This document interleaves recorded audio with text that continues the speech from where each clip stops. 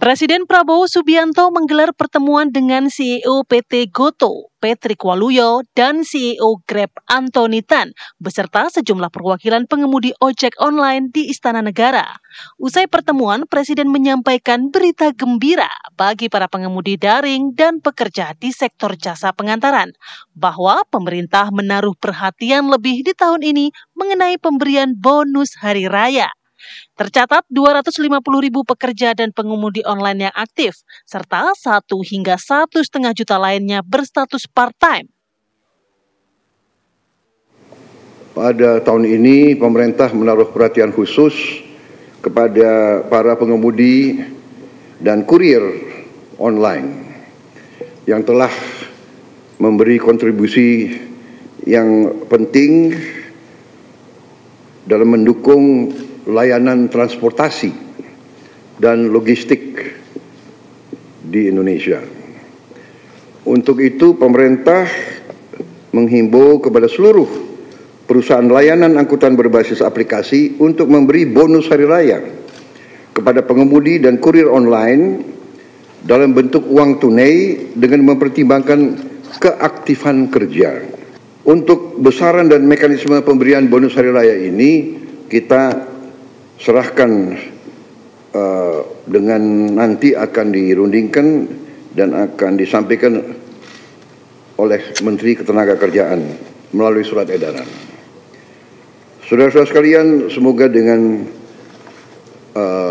kebijakan ini para pekerja dan para pengemudi online dapat merasakan libur dan mudik dan Idul Fitri dalam keadaan yang baik. Presiden menghimbau aplikator dan pengusaha jasa online memberi bonus secara tunai tahun ini. Sebagai tindak lanjut dari kesepakatan ini, pemerintah melalui Menteri Tenaga Kerja akan kembali bertemu dengan para pengusaha dan mengeluarkan surat edaran terkait pemberian bonus hari raya. Dari Jakarta, tim TV One mengabarkan.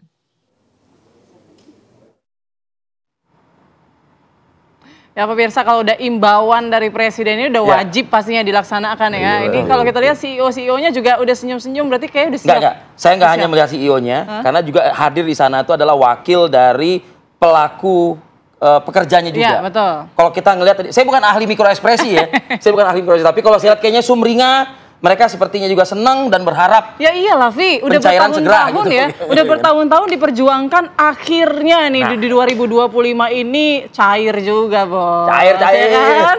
Nah, kita bahas nih, kira-kira gimana nanti mekanisme pemberian THR-nya bersama dengan sejumlah narasumber yang sudah hadir pada pagi hari ini di studio. Ada pemerintah loh pagi ini loh. Betul, ini langsung nih yang punya kewenangan nih. Ada Pak Immanuel Ebenezer, Wakil Menteri Ketenagakerjaan RI, Bapak Wamen. Selamat pagi. Pagi Pak Wamen. Pagi. Sumringah beda banget nih pagi ini kayak senyum ini. Ketahuan nih pejabatnya sekarang gue. Dan juga ada Mas Hoirul Umam, analis politik. Selamat pagi Mas Umam. Pagi Mas. Kayaknya Mas Umam juga ceria juga wajahnya ya. Puasa. Masih pagi ya, jadi masih semangat. Mungkin langsung saja nih ke Pak Wamen. Pak Wamen, ini jadi sejarah baru ini bisa kita katakan ya. Ini sejarah baru, akhirnya ojol-ojol ini, terutama kurir ya Pak Wamen ya. Ini juga dapat bonus THR di tahun 2025. Ini prosesnya gimana nih? Katanya kan Pak Wamen juga ini yang berjuang keras nih untuk merealisasikan ini. Ini pertama izinkan saya untuk mengucapkan selamat atas kemenangan hasil perjuangan kawan-kawan driver ojek online selama ini ya. Karena perjuangan ini hampir 10 tahun soal THR ini baru di eranya Pak Prabowo. Artinya kita lihat Pak Prabowo ini benar-benar dia pemimpin yang peduli terhadap rakyatnya. Karena ini kan apa yang disampaikan di istana itu kan bentuk komitmen negara hadir di tengah-tengah warga negaranya. Bayangkan udah puluhan tahun platform digital ini sepertinya masa bodoh terhadap kawan-kawan driver ojek online. Dan itu perjuangannya itu kan nggak mudah. Bahkan itu ada resistensi di internal driver-driver. Karena itu tidak mungkin menurut kawan-kawan driver yang tidak suka dengan perjuangan yang dilakukan driver. Meskipun mereka sadar nggak mungkin gitu ya maksudnya? Iya, mereka nggak yakin kok. Termasuk apa yang saya lakukan mereka juga tidak yakin. Apa yang ketidakyakinan? Ya karena mereka menganggap bahwa kami ini kan Bukan apa karyawan. dayanya? Nggak Bukan punya karyawan. legal Karyawan standing dan gitu ya. sebagainya. Ah. Gitu loh. Saya bilang tidak, kalian pekerja. Oke. Karena di situ ada unsur perintah, ada unsur upah, dan unsur yang lainnya. Bahwa kalian pekerja. Kalau kita mengacu pada beberapa negara Eropa yang sangat kapitalistik, bahwa mereka tetap dianggap sebagai pekerja. Nah kok kita ini yang negara Pancasilais, kok menganggap mereka bukan sebagai pekerja, kan aneh. Nah itu pertanyaan saya kemudian Pak Wamen ya. Mereka aja sendiri juga sadar bahwa mereka juga bukan karyawan. Nah klausul apa yang digunakan oleh negara? Nah gini, Sehingga jangan kok kesadaran yang sifatnya semu, yang manipulatif dan pasrah. Ini kan driver-driver ini kan sebetulnya platform digital ini kan sebuah pekerja alternatif ya. Alternatif. Ini kan orang-orang yang pasrah ya. Banyak dari mereka tuh sarjana-sarjana, pengalaman kerja luar biasa, mantan jurnalistik. Teman-teman saya dulu wartawannya senior, dia kerja di ojek online. Teman saya dulu yang pilot juga kerja di ojek online. Driver, ini nggak bohong, kita bisa buka data-datanya. Bahkan termasuk saya kan dulu driver ojek online. Gitu.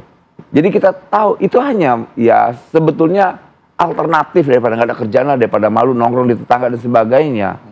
Gitu, akhirnya itu menjadi profesi dan sebagainya. Jadi kalau orang nanya gini ya, kita sih berharap ke depan lebih baik lah. Oke, di sana kemarin dijelaskan nggak? Ini pakai uang siapa? Uang negara, uang perusahaan, atau gimana? Ya platform digital lah, masa Uang uang perusahaan. negara. Tapi ada ya? Duitnya dari pasti mana? ada lah. Duitnya dari mana? Duitnya? Kita tanya mereka yang berusaha nyari duit itu, jangan kita ke negara. Ya artinya kan di dalam pertemuan kemarin kan dijelaskan dong pastikan ya. Iya, soal skema pembayaran seperti apa, biarkan manajemen yang tahu ya. Kan gini, driver-driver ojek online itu kan mereka ada skema pemotongan 10-20% atau berapa persen lah ya. Dulu kita tawarkan, udah skemanya gini aja. Kalian ya selama sebulan ini, yang potongan 10-20% itu kasih aja ke ojek online, nanti diakumulasi pas Jadi nggak ada sebulan. pemotongan. Oh, jadi enak kalian terus pemotongan, kan itu ringan kalau kalian takut ngasih duit, gitu, atau berbuat cash uang, gitu. Jadi soal teknisnya mereka manajemen lah yang lebih paham lah ya. Oke. Kita tidak mau terlalu intervensi jauh ke sana. Tapi artinya di depan presiden ada komitmen dari mereka mengatakan siap Pak Presiden, kita akan tunaikan begitu? Tahu saya begitu bahasanya. Apa yang disampaikan presiden itu saya anggap sudah sebagai perintah. Oke. Itu dia mewakili benar-benar negara. Itu dia di istana diumumkannya gitu loh. Kecuali presiden umumnya di warung mana atau di pinggir jalan. Karena di istana itulah makanya kita perlu Lah gitu kan. itu. Pandangan dari Mas Umam gitu. Kenapa harus Pak Presiden kemudian yang menyampaikan imbauan ini gitu, langsung turun langsung, mengundang langsung ke istana. Jadi kayaknya resmi banget begitu ya. Iya, ada beberapa kemungkinan alternatif penjelasan. Pertama, tentu ini menjadi sebuah ruang pengambilan kebijakan yang cukup populis.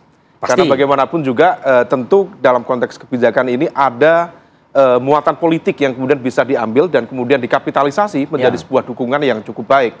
Dan tentu menjaga approval rate dari pemerintah. Tetapi juga di saat yang sama, ini menjadi sebuah kuncian dalam konteks policy making process.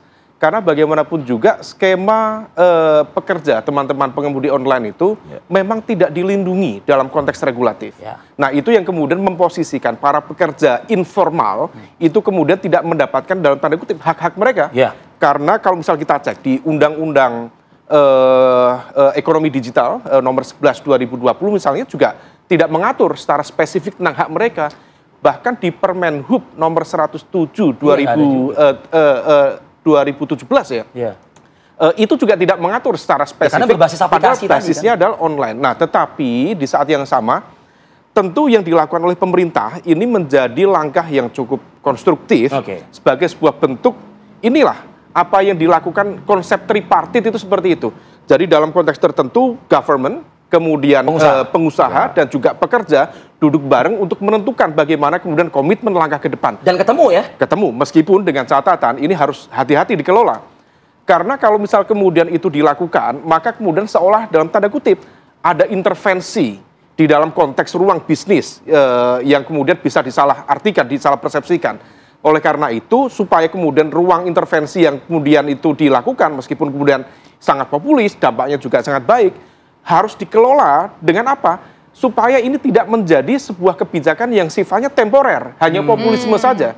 Tetapi betul-betul di follow up dengan baik melalui kebijakan yang regulasinya diperjelas. Kalau misal perlu, nanti Pak Wamen misalnya melakukan perbaikan terutama terkait dengan peraturan pemerintah, kemudian Permenhub misalnya, ekonomi termasuk digital di tadi ya. Iya, terkait dengan perlindungan kaum pekerja terutama di sektor informal dan juga di ekonomi digital tadi. Oke, baik Mas Umam, kita lanjutkan Mas Umam, tapi ini kita juga berikan kesempatan Mas Umam dan juga Pak Wamen, kita dengarkan suara-suara dari para ojek daring ini yang sudah ditemui oleh reporter kami Yunike Suwandi. Yunike, seperti apa respon mereka setelah Presiden kemarin bersama juga dengan para pimpinan dari perusahaan mereka ini bertemu dan membuahkan hasil begitu ya? Silakan, Yunike.